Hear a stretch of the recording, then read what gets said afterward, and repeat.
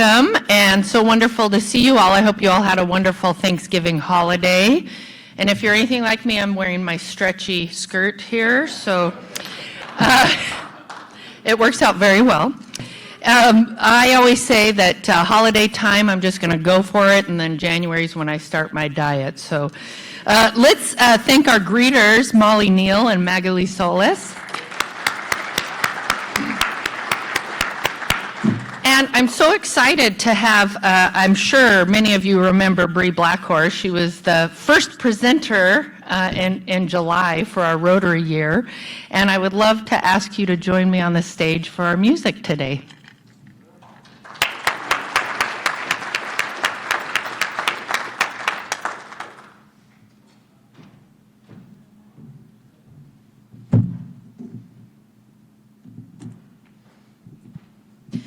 Oki Niapskapi Pakani Nidani Goshishkanapi. My name is Bree Blackhorse. I'm an enrolled member of the Seminole Nation of Oklahoma.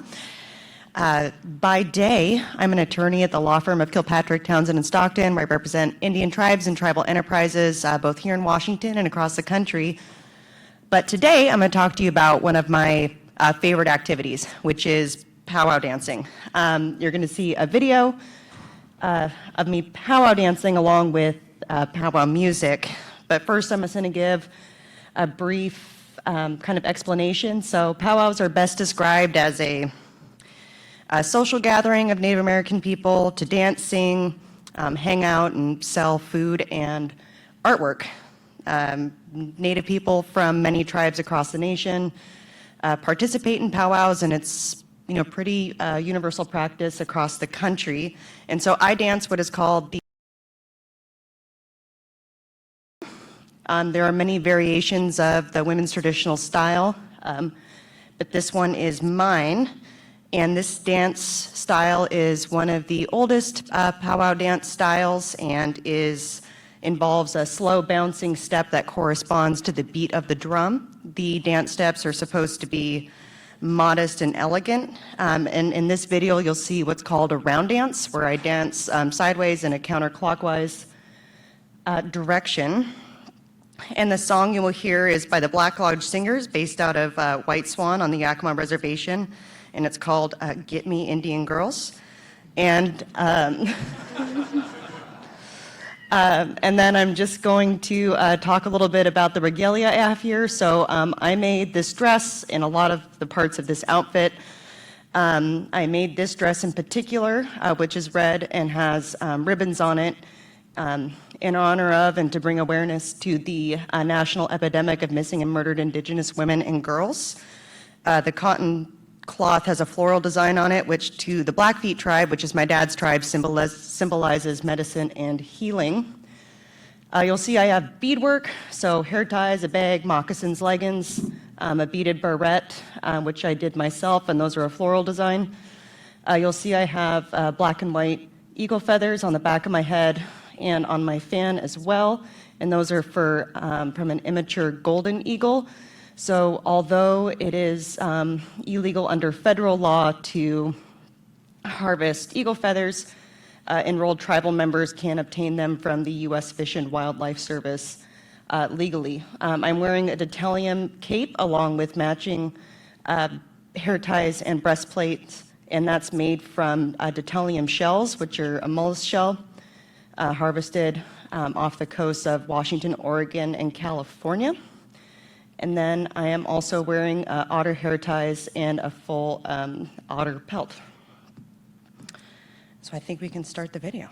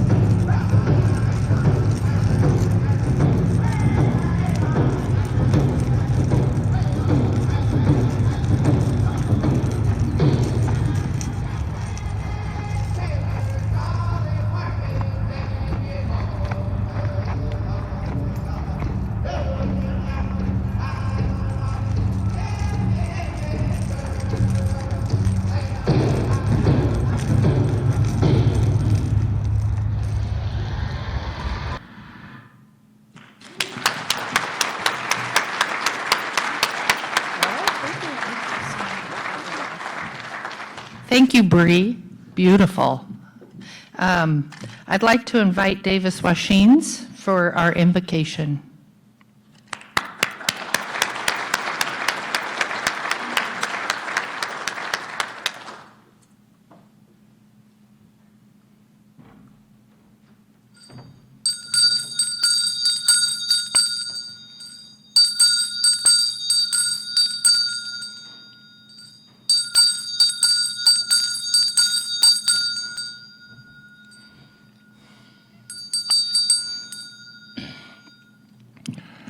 Onexas Yalawash, what when a Kashkawan is Kasinwi, and a Kush Kotanawa Tiana, teaching your nature, and a Kusha Patuna Koda Tautnuk, and a Shkunana Kushnish Kawaknik, as our church name Hwit. Hello, my name is Yalawash, Davis Washines. I'm a citizen of the Yakima Nation, and I appreciate this opportunity to share a prayer, a blessing, if you will, on behalf of this gathering and the work that you do. And because as I look back at the history of this organization and the work that you provide to our community, it's very, very encouraging to have individuals that put service above self. And because I want the Creator to hear my prayer, I'm going to do it in my language so that we'll go directly to the Creator and ask that as we start the meeting, things will continue to move in a good direction. Things will continue to move forward in our community, and that the Creator will bless you and your family, bless our community, and even our country, and even those around the world.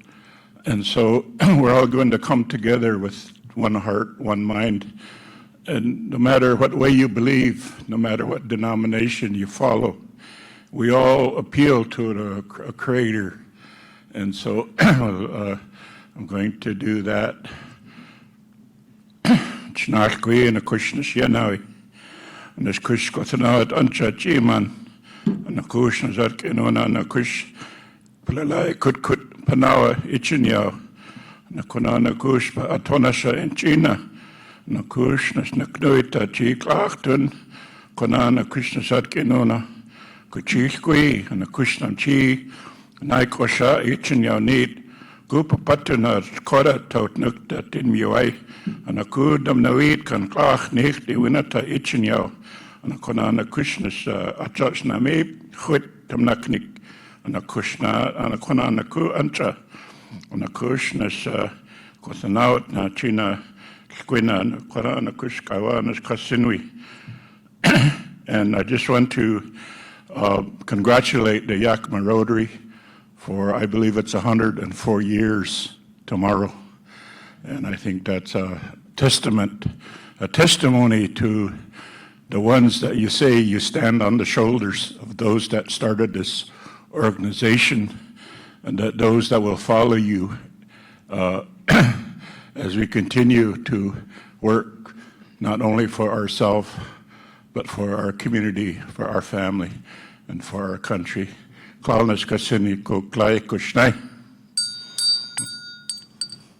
you.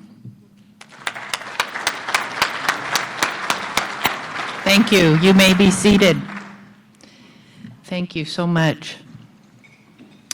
I want to welcome our guests, so guests don't get too comfortable. If I could ask our guests to stand and be welcomed by our club. Please stand.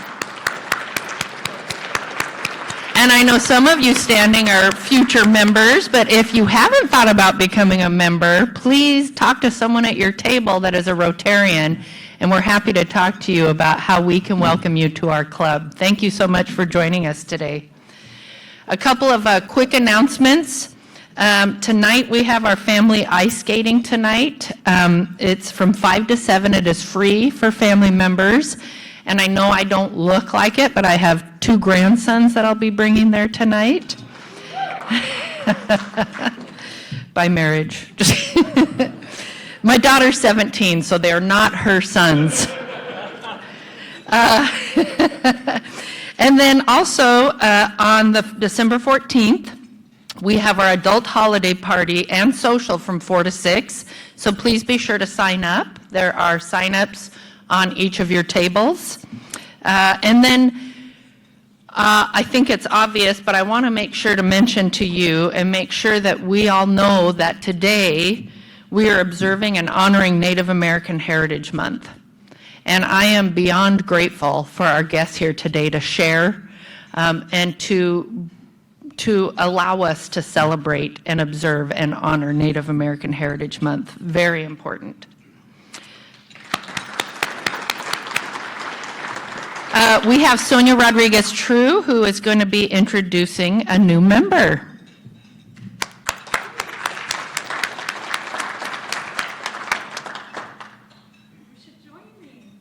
The new member should join.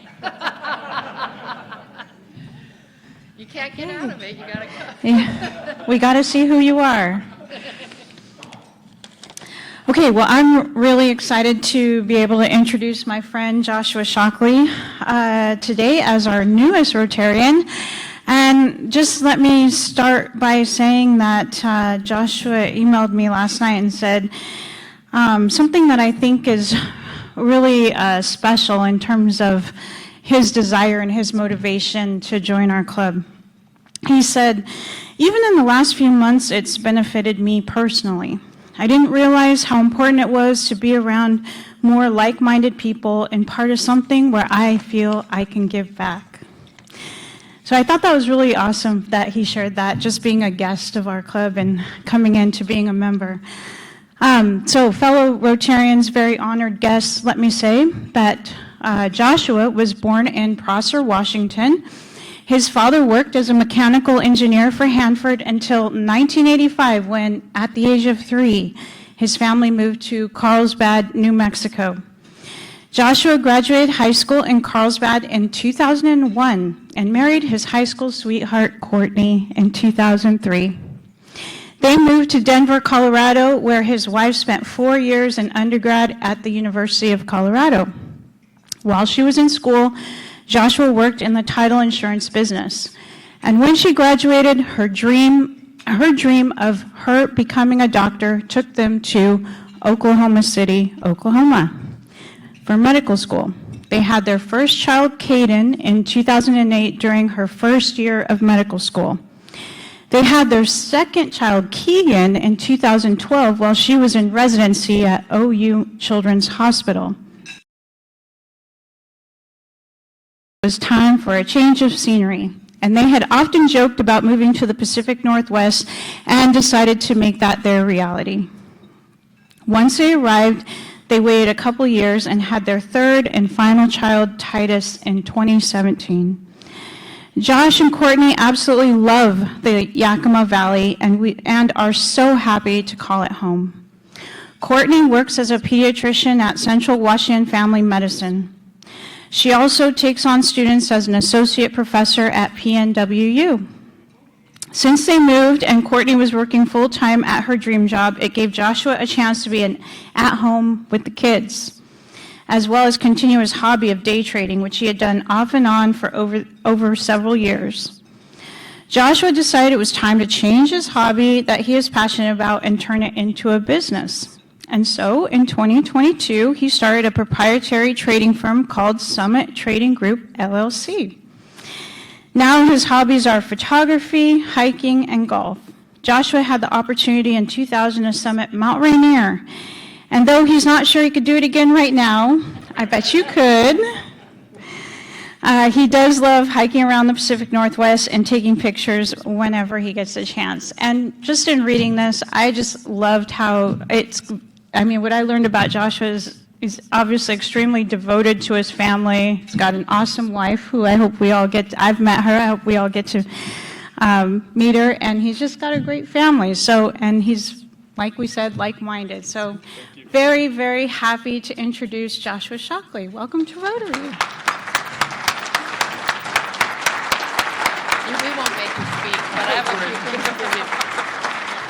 Welcome, Joshua. I have a very important question. Do you prefer Joshua or Josh? Either way. Okay, now we know. You can call him Josh or Joshua. I have a few gifts here for you. One is a Rotary pin and your red badge. Now, this red badge, you'll notice some of us have blue badges, so you'll get a Rotary passport that helps you walk through some of the things that you'll do to kind of get orientation, and then we'll have you back on the stage to earn your blue badge. We have a plaque you can hang in your office. What we call the Rotary Blue Book. This has all the phone numbers and contact information for everybody in our club. And the famous license plate cover, and I always give the warning, when you have this on, just remember, we're watching. And if you contact Carolyn, she'll order a Rotary t-shirt for you that you can wear proudly when you're volunteering. All right, thank you. Welcome. Welcome. Thank you, Sonia, sorry. Okay, we have another new member that's going to be introduced by John Ball.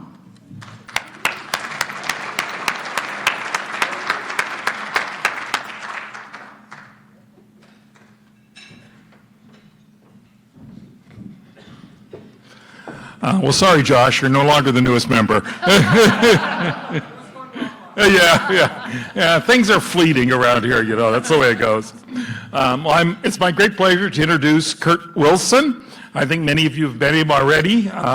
He was born in Sunnyside, so he does have some Yakima Valley roots, but I think the most important thing is actually his family comes from none other than the best state in the union, Iowa. So he can't be all bad, although maybe don't compare him to me, because then maybe you won't have quite such a good reputation.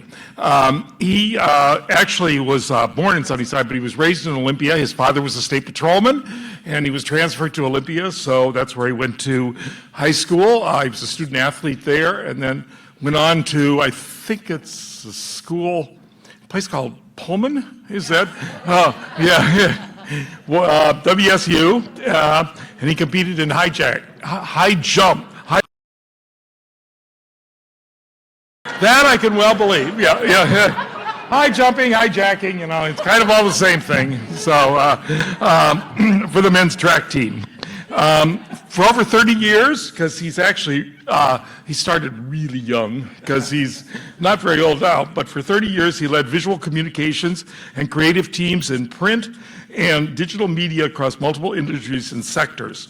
Most recently, he was employed by the state of Washington, where he held marketing and communications supervisory positions from 2009 to 2023.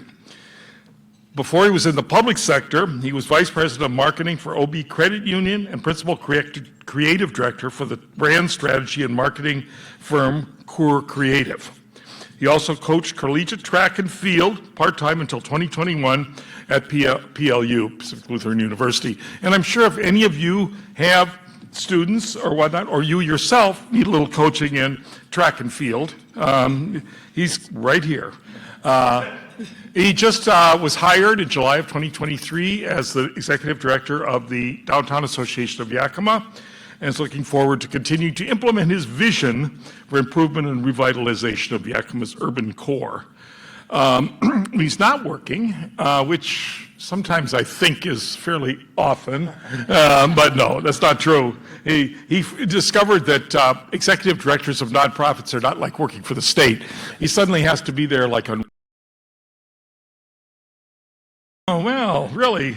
But I think he's enjoying it. At least that's what he tells me, since I'm on the board. But he has creative endeavors in sculpting, painting, and working on home improvement projects. He spends quality time with his 3 daughters. He has a son and also a grandson. And he loves hiking, fishing, golfing, and taking in live music. Unfortunately, he's a good Coug tailgater, which for some of you will be probably a disadvantage, but better, he loves a competitive game of cribbage. So if you're ready. So if you would join me in welcoming Kurt Wilson to this august group. There you go. Welcome, Kurt. Now, I could just go through the same spiel again that I did with Josh, but you heard it. We got a red badge. We got all these great things for you, and we're really going to keep an eye on you since you're a hijacker. Is that what he said? One involves the Slim Jim, the other one involves the Fosbury Flop. Well, welcome. Give you all your gifts here and welcome you. Thank you. Now, you are officially the newest member, Kurt, at least until the next one is introduced. Next, we have Leanne Antonio to give out some checks.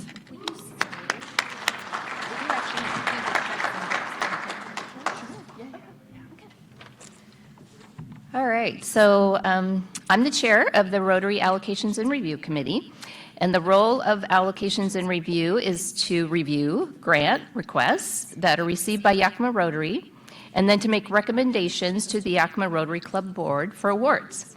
So it's my pleasure today to award checks to the first 2 grant recipients of this Rotary year. So first up, we're giving funds to Marcus Whitman Cowiche Elementary School. It's a $1,000 grant for materials to construct a community lending library on the school campus. The library will be constructed by a local church youth group, and teachers have agreed to support keeping the library stocked with books in both English and Spanish. Teacher Lisa Monson wrote in her application letter, "The library will fill a great need in our local community. Having taught in this community for about 20 years, I'm very aware of the lack of books in many of our families' homes. We have a small public library in Tieton, however, it is open limited hours. I believe this location being housed at our elementary school would be easily accessible to so many of our families. It is a central hub with families coming and going as they pick up, drop off, and attend events at the school. Since it is outside, it will always be open, which is essential for the long and varying hours many of our parents work in farming or agricultural communities." So today, 2nd grade teacher Lisa Monson and Marcus Whitman Elementary Principal Andrea Wickenhagen are here to accept our check.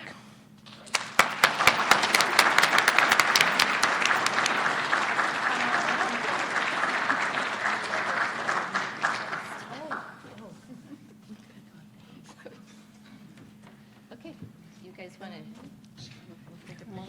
get a picture with everybody up here? There we go. Okay, Hold the check. Smile again.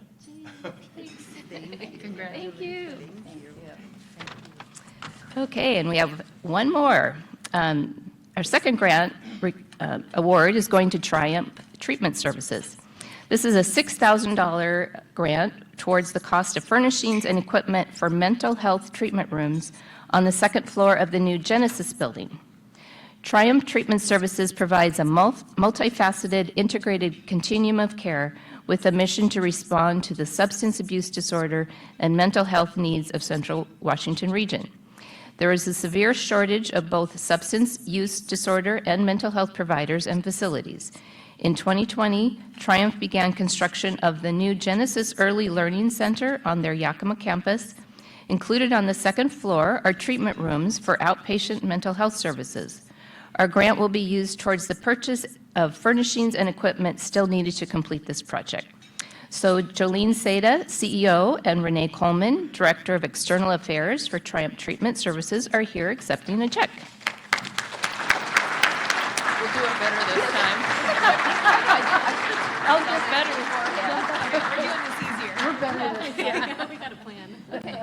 You got to hold part of the check. Okay, ladies, one more. Thank you. Thank you. Thanks, Sharon. Thank you, Leanne. Thank you for the committee, and thank you to all of you for everything you do in our community. And Rotary is happy to support that work. And just a reminder, things like the marble draw, the sports boards, our auction during Jim's year, all of those things help fund these types of projects in our community. So when you purchase a ticket for a marble or you participate in any of those fundraising events, these are the things that we're supporting in our community. And with that in mind, I just want to mention that, as you know, we had an Apple Cup board, and someone won And I think I saw her here. It was Kathy Miller Parrish. And my understanding is we're going to do another one for Super Bowl. Is that right? Yep. Okay. What'd you say? 2 boards. Okay, so we'll have lots of opportunity to spend money and potentially make money. Next, Rick Fairbrook is going to come talk to us about bell ringing.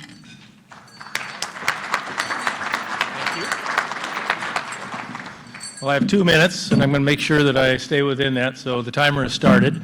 But David, Washines, we could do a little duet, maybe.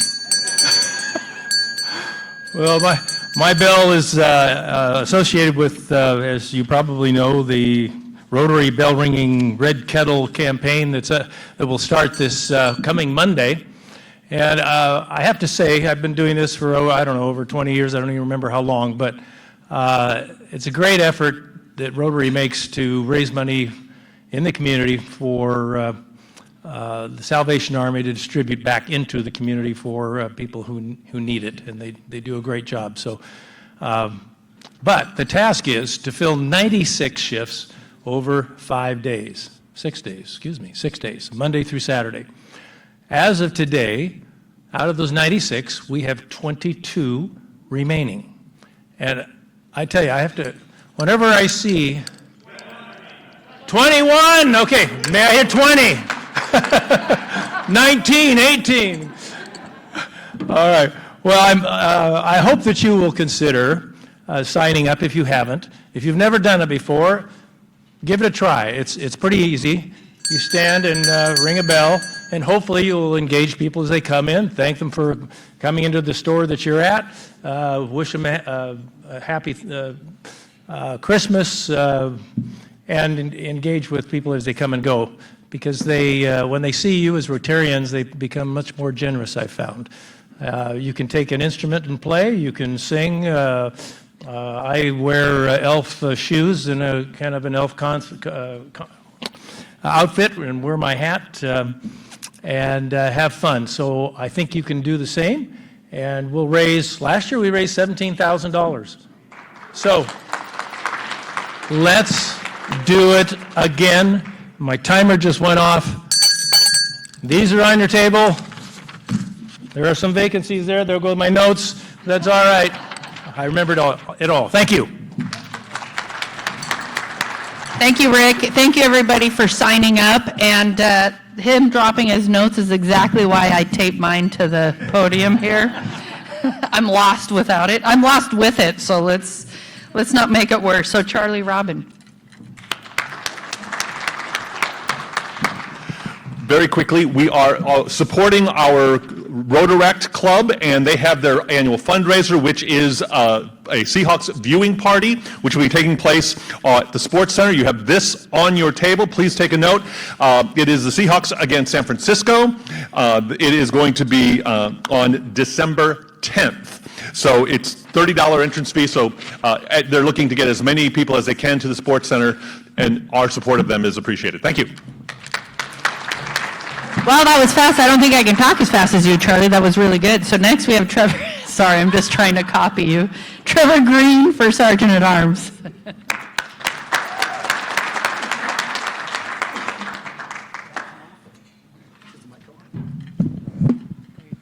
All right, thank you. I'm Trevor Green, the proud superintendent of the Yakima School District, and thank you so much for inviting me to be your Sergeant of Arms today.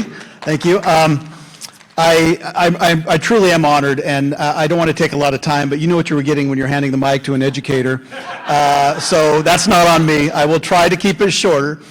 But what I want to share is today I'm not just the superintendent of the Yakima School District. This gives me the opportunity in talking about Native American Heritage Month to be who I am when I am not completely the superintendent of the Yakima School District. So to be here after my sister here from Indian country, my elder here in the Yakima Nation. I am Trevor Lamont Tatanka Green from the Muskogee Creek tribe out of Oklahoma. I'm an enrolled member. I am the great-great-grandson of Haggai and Yehola. I am the grandfather of Lucy Talisa and Liam Lamont Tatanka, and it's just an honor to be here. And the two of my favorite things here in Yakima, one, to see the students that we have in our schools every single day and the way that they just make me smile and the things that they want to learn and the way that they want to grow, but then also being here a part of Rotary and seeing each of you and the impact that you have across our great city. I think the other thing that I would share with you is just how important it is for us as Rotarians to be involved across our entire community. So I do thank you for that, and you also need to know that I've never committed a hijacking. I don't wear stretchy skirt or stretchy pants, and although I have danced in powwows, it has been so long that there's no video evidence of that, which is really a good thing. So we are going to learn some things here today, and if you don't get the right answer, then please do pay $1. So we're going to start out November, obviously Native American Heritage Month. Oh, one more thing. We do, and I can say this because we would never ask this of a Yakima, an enrolled Yakima member, to acknowledge the land that we're on, but I am not an enrolled Yakima member. I am from the Muskogee Creek tribe out of Oklahoma, and I want to recognize that we are currently on what was once land of the Yakima Nation. It was the 14 confederated tribes and bands of the Yakima Nation encompassed about 2 million acres, stretching all the way north to Canada, to Idaho, to down to Oregon. So I think that's important, and we acknowledge that here in our district as well. So the first question, if you go there, thank you. First of all, we're going to start easy, hopefully. Start at the national level. How many federally recognized Native American tribes are there in the United States? A, 574, B, 367, C, 453, or D, 238. And you are on the honor system. So, we got a ringer? All right, okay, perfect. You want to give us the answer? Absolutely. So we have A, 574. There's a little bit of information that I provided for you. Federally recognized tribes are recognized as sovereign nations of the United States. This recognition is significant because it acknowledges that sovereignty of each of our tribes and certainly the unique cultural identities and traditions across our great country. Number two. Bringing it in tighter here now, how many federally recognized tribes are there in the state of Washington? So we have A, 15, B, 29, C, 22, and D, 34. We have? Yes? It is B, 29. We do have some ringers in the crowd. I love it. Yes.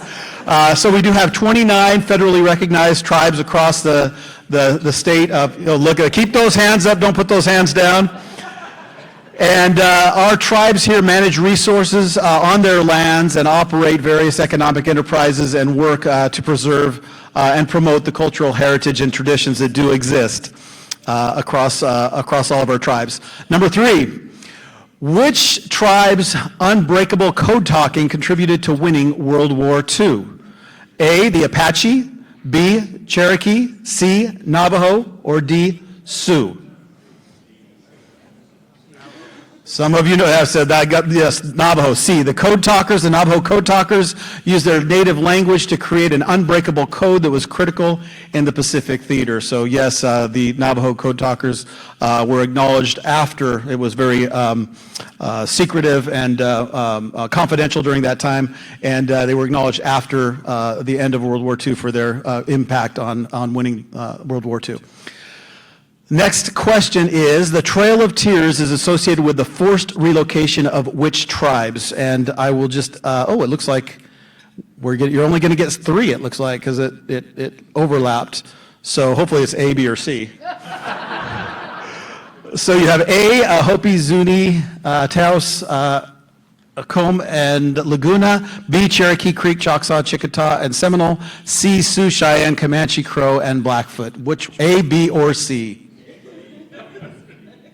If you don't get this right, please give. It is B, the Cherokee, Creek, Choctaw, Chickasaw, and Seminole, and they are actually part of what were known at the time, or have been known as the 5 civilized tribes of that time. And this relocation led to the deadly journey, which thousands of Native Americans suffered disease, starvation, and exhaustion, a very dark time in our history that continues to impact natives across our nation in generational trauma from that experience. And it's something that is not forgotten, nor should it be. Next question. Which Native American chief and his tribe are known for being the only ones to defeat the U.S. Army in a war? We have Chief Joseph of the Nez Perce, Geronimo of the Apache, Sitting Bull of the Lakota Sioux, or Red Cloud of the Oglala Lakota Sioux clan as well. I think we might get some with this one. I know, is that a hand up? Or what do you think? Red Cloud. Absolutely, yes, there he is, Red Cloud. Go one more, please. Chief Red Cloud of the Oglala Lakota Sioux is best known for his role in the Red Cloud War, which was named after him. And what he was able to do was mobilize many tribes to then have an impact. It was actually led a coalition of Lakota, Cheyenne, and Arapaho warriors, and that campaign led to the Treaty of Fort Laramie, in which the U.S. government agreed to abandon forts and recognize the territory as part of the Great Sioux Reservation. Thank you. Hands up still? Come on, come on, come on. I gotta wait.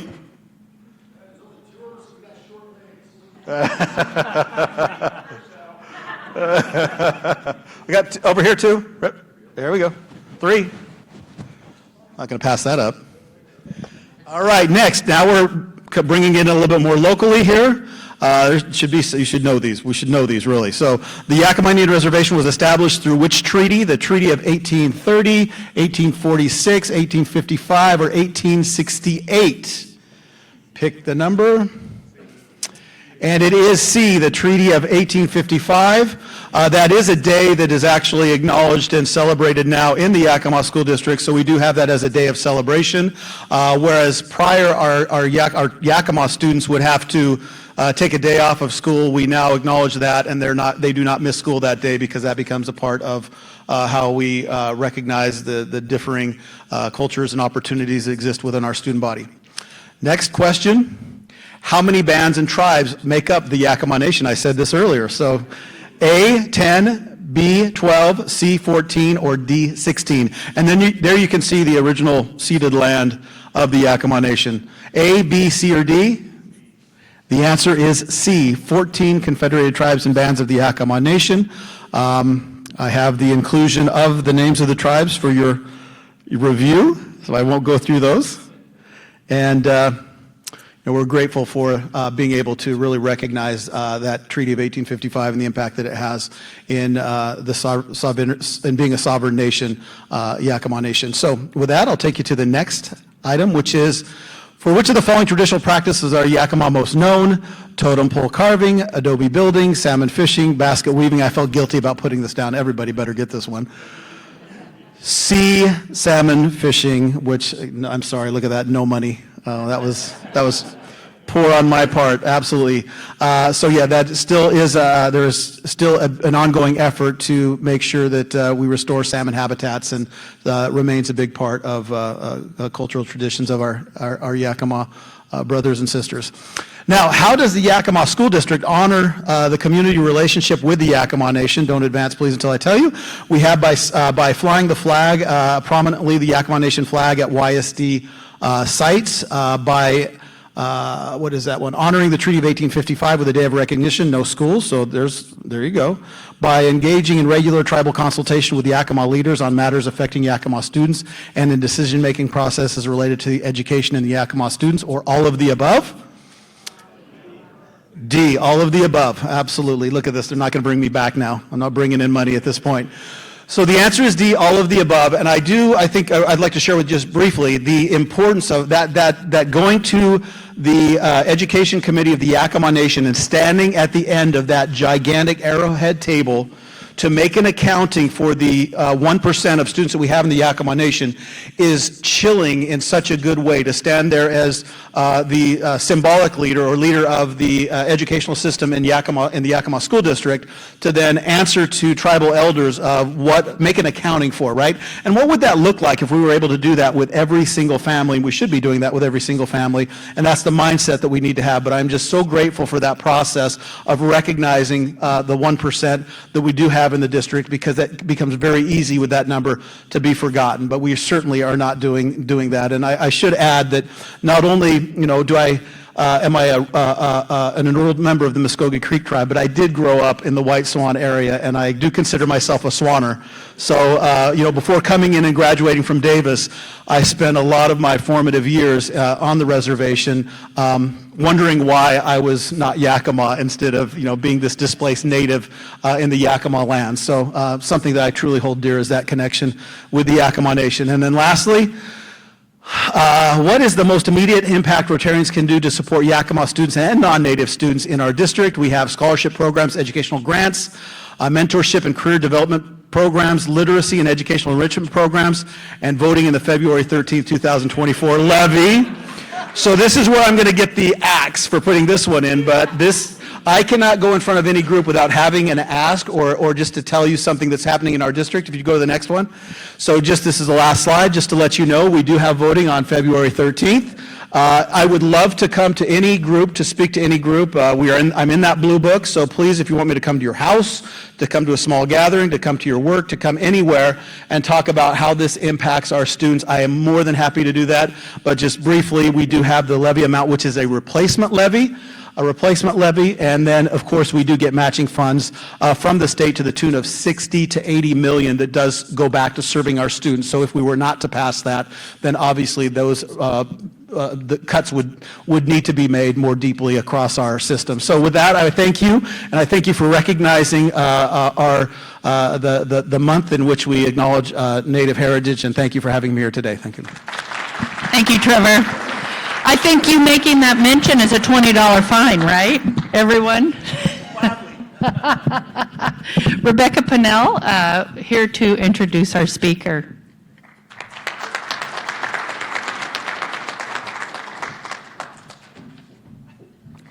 Thank you. Thank you for being here today. So I started brainstorming today's Native American Heritage Month, our celebration, several months ago. And I knew that we were going to need a keynote speaker. So as with many things, I asked my husband for advice. My husband is an attorney who does fisheries work for the Yakima Nation. And my husband told me, you've got to get J.D. Schellenberger. You may have read about J.D. or John Schellenberger in the news. He is an archaeologist, and he's recently been involved in locating unmarked graves at Fort Simcoe. That work is fascinating, but there is much more you should know about John Schellenberger. John Only Schellenberger is an enrolled member of the Yakima Nation. He is also a descendant of the Wintu and Kolitz people. John discovered his Wintu roots several years ago after finding a photo of his great-grandfather, Alexander Blodgett, on Ancestry.com. Mr. Blodgett was wearing a prison uniform, and it turned out that he'd been imprisoned for assaulting a Bureau of Indian Affairs agent who had come to the Blodgett family home in 1901 to take the family's 5 children away to boarding school. Healing from that type of historic trauma and reconnecting with heritage and family are at John Schellenberger's core. In addition to being an archaeologist, John is an artist. Since 2017, he's been the owner of NativeAnthro.com, an online retail store where he creates and sells unique designs from the personalized places of wearable history. And some of his items are here in the room today. John comes from a long family line of beaters, moccasin makers, and leather workers. His mother, Rose Sampson, owns Rose's Native Design in Toppenish. Maybe many of you have been there. John's knowledge of the local land and Native history permeates his artwork. John has a Master of Science degree in Cultural Resource Management from Central Washington University, and he is currently completing a forensic certificate at Central Washington University. He and his wife, Emily, who's with us today, and their children live in Toppenish on the Yakima Reservation. Please join us in welcoming John Schellenberger today.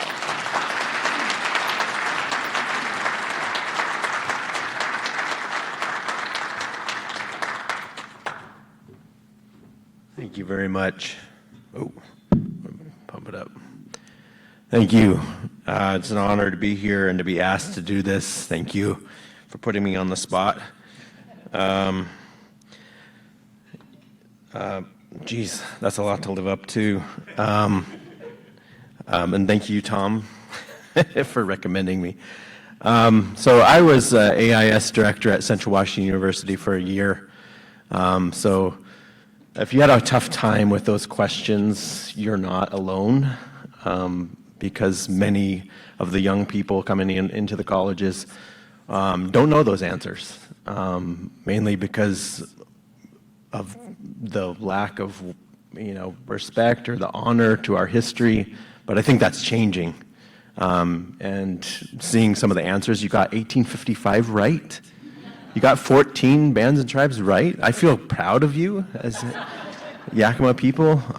For those of you who don't know where you're at right now, you are in the city of Yakima, yes, true. But this place is called Sikik before it was the city of Yakima. This was our city before there was a city here. There's 3,000 to 5,000 Yakimas that lived from gap to gap. Continuous village. Sikik describes the springs, the water, all of the valuable resources that once existed here before development.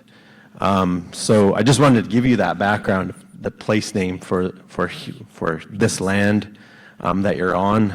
All of you live here and are leaving your mark on the land and leaving a legacy behind.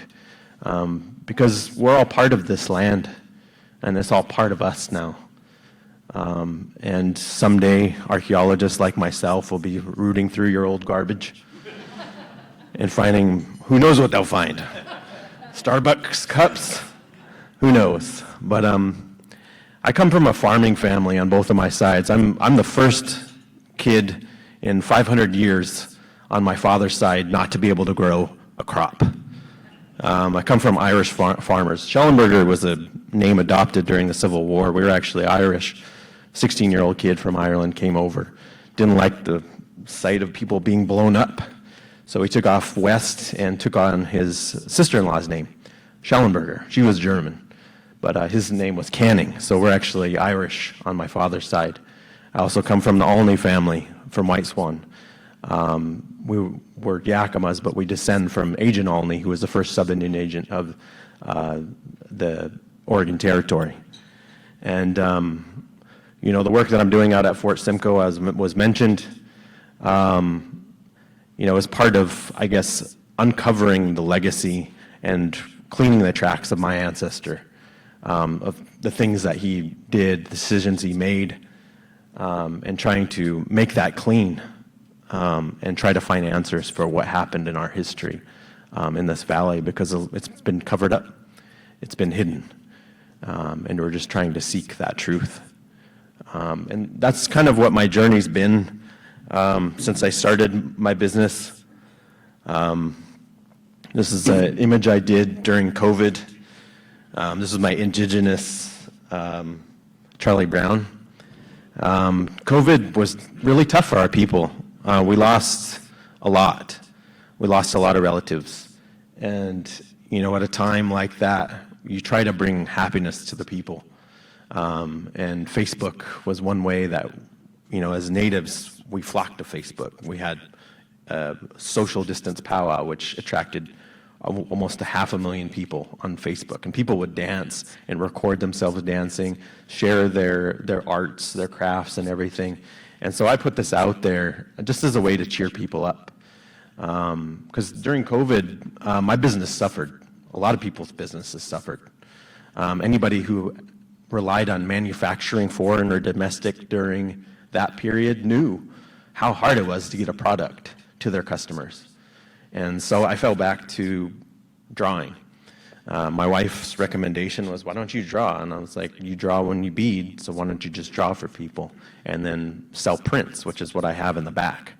And my art prints saved my business during COVID because I couldn't get anything manufactured. Because I designed clothes, socks, hats, shoes, everything. And you couldn't get anything.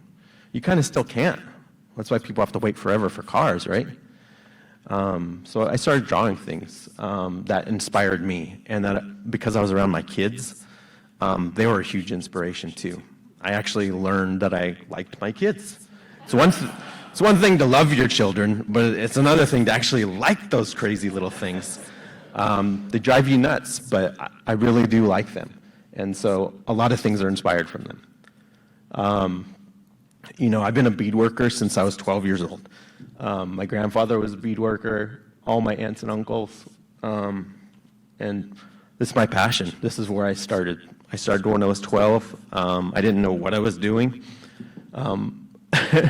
My grandpa was really hard on us in terms of his critiques, and I showed him what I did, and he was actually really nice to me about it, but I just wanted to be like him, and I wanted to create stuff like him. And so those are floral earrings I did, and up above is a black, white, and red cuff. And then the beaded bag, which I have in the back actually, has swans and wapato flowers. And that tells a story about the return of the wapato, which is a restoration project my wife covered in her master's, and she made a video about the fact that we brought back at the Yakima, we brought back a traditional plant without ever seeding, and all we did was fix the water. And that restoration project actually occurred on Toppenish Creek, and you can visit that site. People get tours of that quite often, or at least they did when I worked there. So I wanted to do a beaded interpretation of that story, because I just felt it was really important. But it was also the swans, because, my wife and I they mate for life, so I wanted to represent that love and that bond. Yeah. But yeah, you can see that in the back after this. And then moccasins. Yeah, my grandpa and my family were pretty well-known moccasin makers amongst our people. There's a lot of people that walk around our reservation wearing our moccasins. That's just something we're into. I've always been into footwear, which is why I got into clothing design too, because my grandma had diabetes. And so she always taught me about the importance of keeping your feet protected. and then she always had handbags. So I think some of that rubbed off on me to get into the clothing business, but I've always been fascinated by footwear and taking care of your feet. And my grandparents are very important to my life, as you might gather. But yeah, moccasin making, beaded moccasins, plain moccasins, and then dancing. I've been dancing since I was 12 years old, kind of like Bree with her power dancing. Sorry, Bree. I've been a grass dancer, which is a plains dance, which is actually a healing dance, stemming from medicine dance ceremonies amongst some of the plains tribes. And then up above, I'm wearing a round bustle, which is more of a Yakima plateau style, because Yakimas are plateau Indians as opposed to being plains. So plateau includes the Yakima, Colville, Umatilla, Warm Springs, everybody who lives on the Columbia Plateau. So the round bustle is traditional to those tribes. And then there's me wearing my cool shades. We just had a daughter at that time, I thought I was cool. And now I know I'm not cool, as I'm told and reminded often. But I thought I was cool in that photo. But yeah, my life has been about my culture, and my beadwork, my dancing, everything is wrapped into my vision of the world through art, because art is incredibly important, and anthropology's been incredibly important, and there's a really thin line in our culture between anthropology and art and museums, because basically museums are like living Native American art galleries, but they're just full of older stuff. So there's this kind of cross-section, for me anyway, between art, culture, and our environment. And then finally, leatherwork. Like she said, leatherwork was kind of a family tradition. Tooling is not really traditional to Native Americans, not in this style. It's more of a European tradition, but it's been adopted by Native Americans, especially in Western wear. But we integrate our traditional designs into them. And we still do certain hide work. We did incising on buffalo hides. Whenever you scrape a buffalo hide on the inside, it leaves this thin little line of hair. And we'd use those hides and we'd cut into that hair our different designs, and that was called incising. and you'll see some of those amongst the Nez Perce. But those are, so it's a little bit different than the European form of tooling that we're familiar with. There's some butterfly earrings that include some of our foods, and then the sun that represents a song about when our foods first start growing, and the way the wind hits them and the way that they move in that spring wind. So there's a lot of symbology behind that. So,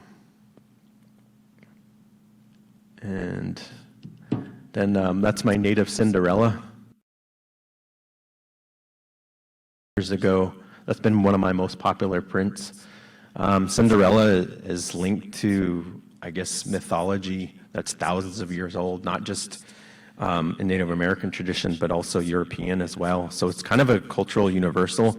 I know it's not exactly like Cinderella, the one you're familiar with, Disney, but there are elements to that are found in cultures across the world, especially ours. So I have our blue jay and our magpie, which are both birds that are tied to our origin story and our understanding of where we were at during the Missoula floods. So the Missoula floods helped form this valley and the lower valley about 13 to 15,000 years ago. We were here, but we were high up on the mountains. We were up on Rattlesnake Mountain. And so in the back of her is Rattlesnake Mountain, which represents that origin story in that time. And then I have a squirrel, a chipmunk, and there are two different types of squirrels and a chipmunk that kind of looks like Gus Gus, because my kids love Gus Gus. And then on the left is a sunrise girl. So that was kind of after my daughters, and just a pretty girl, I guess, like them. So I don't know if we open it up to questions. Yeah.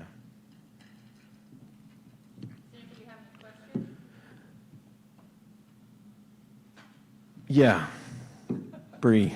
What's your favorite medium to work in? Beadwork. I like beadwork.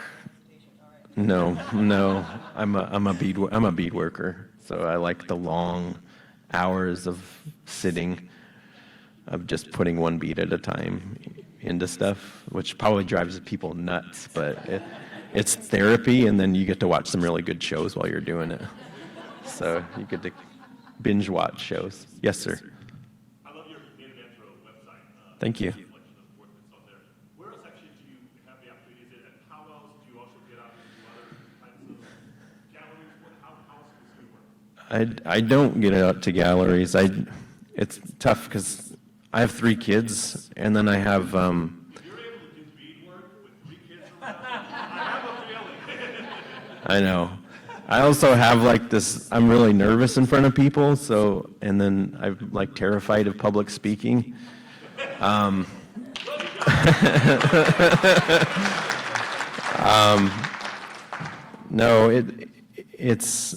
I haven't done any galleries. I've just been on my website, and this was kind of supposed to be a side gig. During 2017, I just felt like I had a voice or like something to say, and I wanted to share. And I don't get to speak about this very often, but this has been my secret passion since 2017, and so now it's kind of like coming out, and so. And also participated as a panelist with the Arts Walk with the Arts Commission recently. So again, thank you for all. It's good to see you. Yeah. Yes, sir.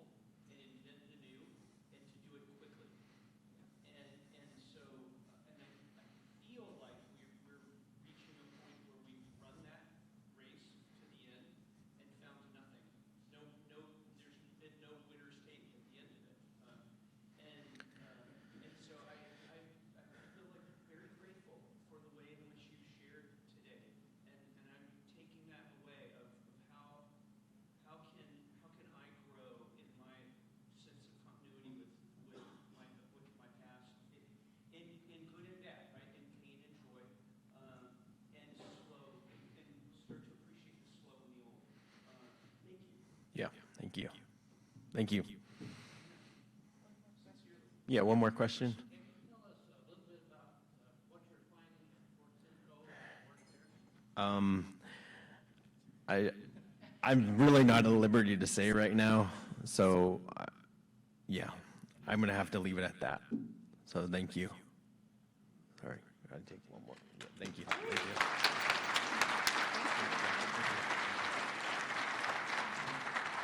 Thank you. I would have never guessed that you were deathly afraid of public speaking. Would any of you? I really appreciate you being here today and sharing your talent, sharing your story. And I know that we've referenced this a few times, but at the table back here, you have your beadwork and prints that some are for sale. Is that right? And Christmas is coming up, and I really want to also take a moment to thank Bree for joining us again today and sharing your dance. And Davis Washines, thank you for being here. And Emily, I haven't seen you in a while, but so great to see you here. And I just, again, everything that you have all said and everything that you have shared, I'm grateful for, and I appreciate very much. And I hope that we get to see you as guests here in the future as well. One of the gifts that I give to our speakers is make a contribution in your name to Northwest Harvest. And as you know, Northwest Harvest is helping feed those in our community who have food insecurity. And so we're going to be making a contribution in your name to Northwest Harvest. Next week's program is Rod's House here at the Convention Center. After that is the adult holiday party. And then we'll have 2 weeks of no meetings because of the holiday.